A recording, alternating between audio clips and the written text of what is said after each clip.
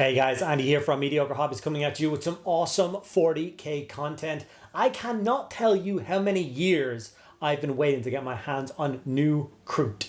Last year when we got given the kill team, I very feverishly painted that up as quickly as possible. And I thought to myself, well, at least we got new Kroot. They're not really the kind of normal Kroot army that I was hoping for. I was hoping for a whole bunch of more releases, but I sated myself with that one awesome squad. Little did I know that later in the year we were going to get an entire range of Kroot miniatures, starting with a new army box. Now, they have stated that this is only about half of the Kroot range that is going to be released in this year, so I am super excited to see what the rest of those stuff are. I'm hoping for some great Narlocks. That would make me extremely happy. And something that I hope I get to paint up in the very near future. In today's video though, I'm going to tackle one of the awesome new Kroot Rampager miniatures. They are stunning and I cannot wait to get stuck into it in today's video. Before I get into it though, I just want to say a huge thank you to all of my new patrons and all of my active patrons. I hope you guys are enjoying all the extra content over there, the extra video every single week, and everybody getting involved with all the stuff going on over on the private Discord. If you're interested in getting involved with that stuff yourself, there's links in the description below. You can go check that out for yourself and see if it's something that you are interested in. Without further ado though, let's get stuck into painting this awesome new Kroot model. And this is one of the awesome new Kroot Rampager miniatures. It's kind of like a gorilla-esque pose, the way it's kind of charging forward, but obviously it's a ridden mount for a Kroot rider. All these Kroot riders have different options as to whether you want to go. Like this guy has a kind of a whole host of lances and pikes and stuff on his back that he uses for throwing. And then of course his big hideous hacking cleaver for obviously pulling apart corpses to eat afterwards. So I'm going to start with the rider. I'm going to basically get that two base coated and washed. Then I'm going to do the mount base coated and washed, back to the rider to finish him off, and then back to the Rampager to finish him off. So it's basically like a 4-part kind of video. And the infantry guy, if you guys have been following along videos for quite a long time, it's basically going to be all exactly the same steps as the infantry I did for a kill team. Obviously though, the set I made for kill team is going to be added into this army. So it's nice to kind of be a squad ahead of this force so far. Quite excited to do more of these guys. I am also hoping to bring you guys another video very soon on the new Tau codex, where I will be focusing solely on how to build an entire Kroot army. How possible is it? How good I think it's going to be, what kind of units you're going to want to buy multiple of, and how I think it all works kind of synergically, or however the hell you say that. And hopefully that video will be out in the next couple of days, so make sure you look out on the channel for that fairly soon. So Kroot Green Shade is what I started with as the base coat for his skin. I know it's quite bizarre that I started with a shade, but with my basing style, which is spray Chaos Black, spray Zenithal with Grey Seer, you get a really nice pallid starting point. So the Kroot Green Shade actually works a treat for applying on top of the Kroot. Gives me the perfect starting skin tone. I really like the look of it, especially how I shade it down later on. After that, we're going to go through a whole host of different blacks and browns to get all the leather straps and stuff done. So we've gotten his brown leather and black leather kind of done. We're going to go to Gorgrunt of Fur, which I use for the quills and spines across the Kroot. Now, one of the interesting things that I found in this particular box set is the Kroot Rampager is a different color to the Kroot Rider. Now, why you think that's kind of crazy is previously Krootox, Kroot Hounds, Kroot Birds, all those things were all the same color. They're all the same species. And they basically just have different arcs, if you will, or different trees of kind of genetic growth or those kind of things. But they're all Kroot. So the Kroot Rampager itself, I don't understand why it's not the same color. I was very tempted to do it in the same kind of pallid green as this guy here.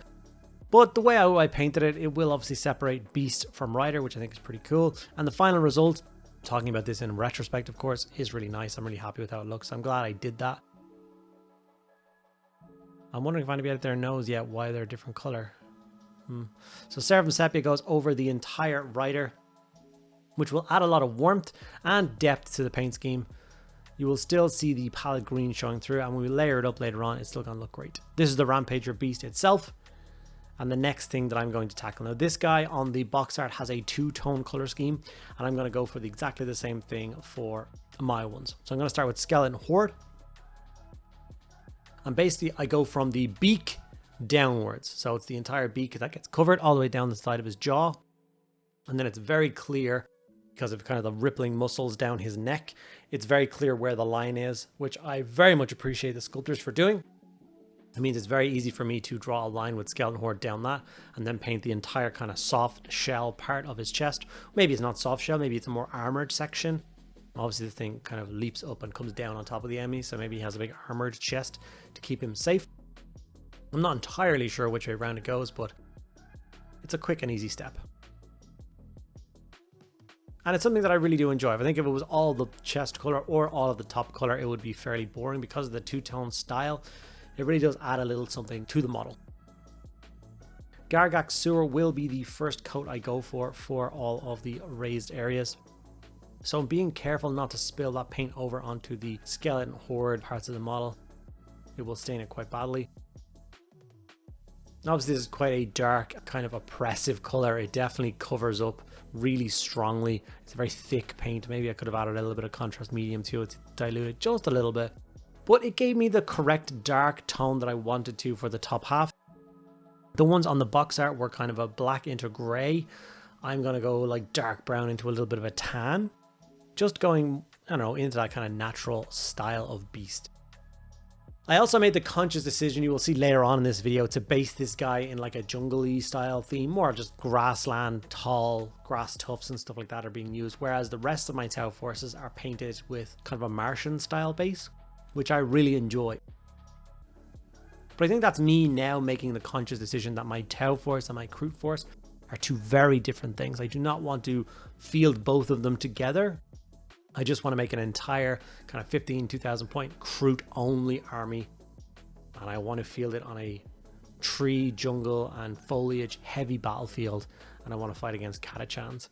It's something that's been nagging me in the back of my brain for quite a long time. And I think it would be absolutely epic to do that. So maybe over the course of the next couple of months, I can get those forces together and get that game in.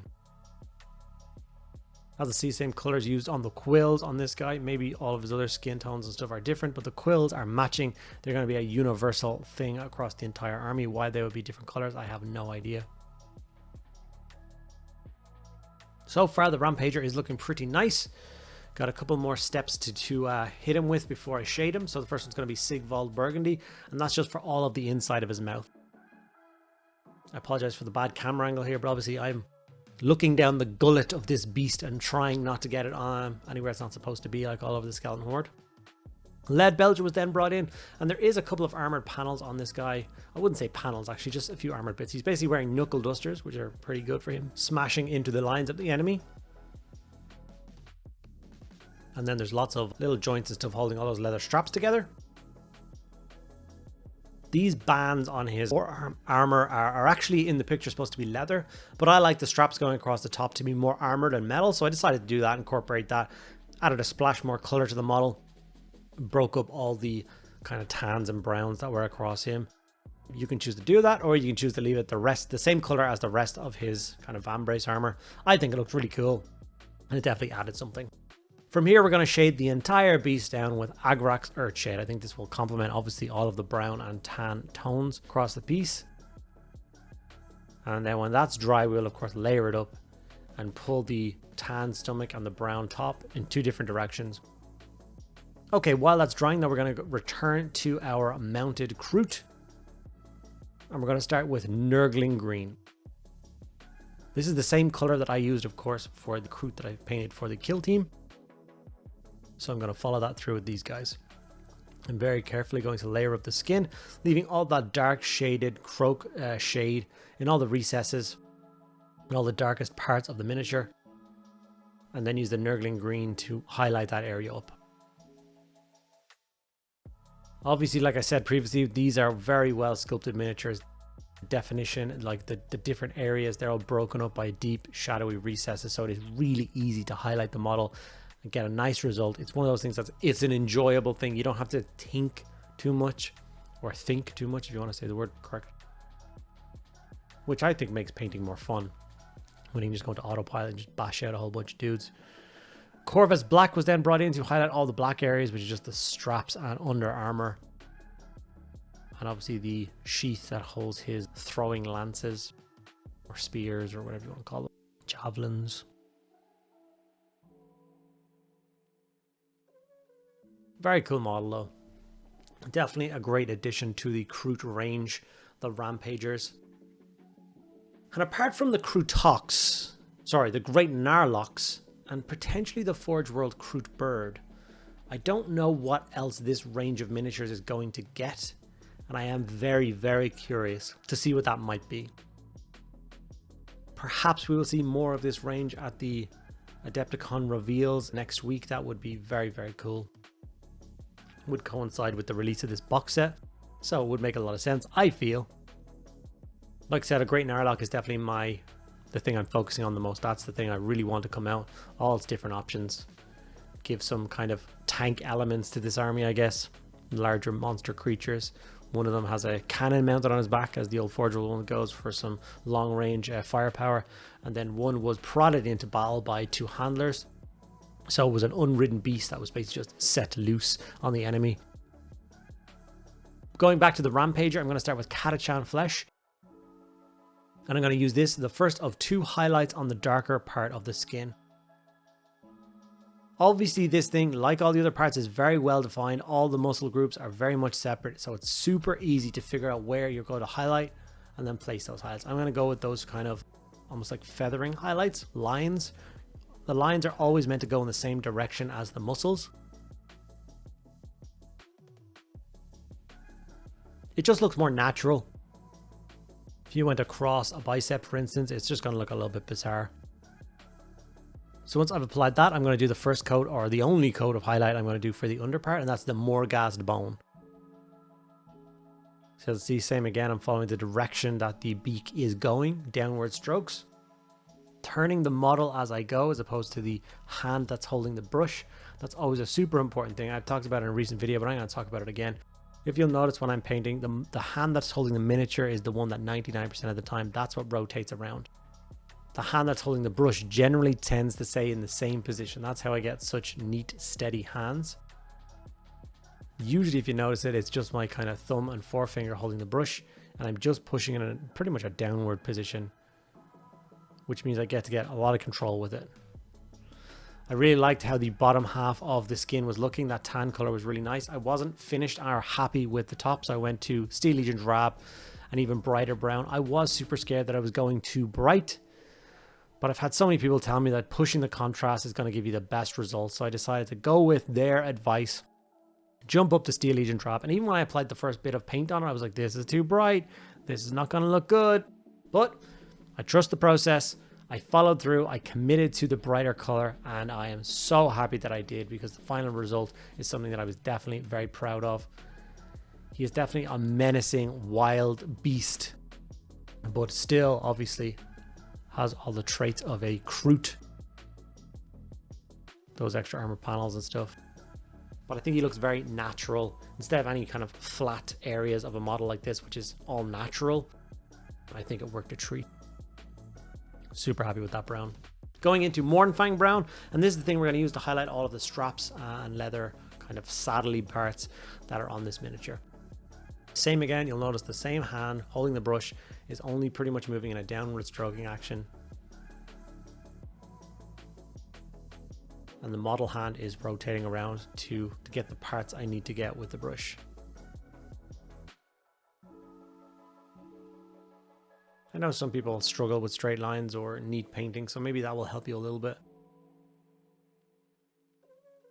Onto the metallics now, re-highlighting all those silver bits, which once again are just the metal loops for holding the leather straps together, and then those armored panels going across his forearms and the little balls of his knuckle dusters. I finished off the base, added a bunch of foliage and tuffs to give the idea that this guy will be charging through kind of jungles and trees and stuff.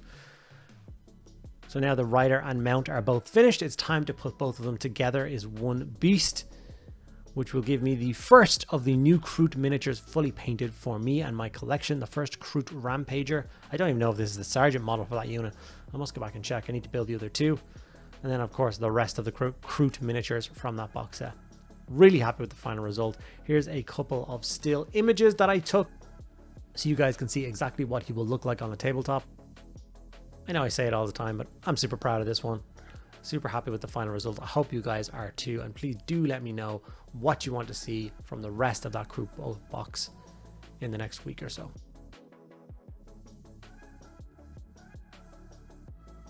And there we have it, an awesome new Kroot Rampager ready for the tabletop. It was not nearly as complicated to paint as I thought it was going to be. It was actually quite a lot of fun to do. I reckon I could knock out the other two in that squad in a couple of hours and then start tackling the rest of this box set.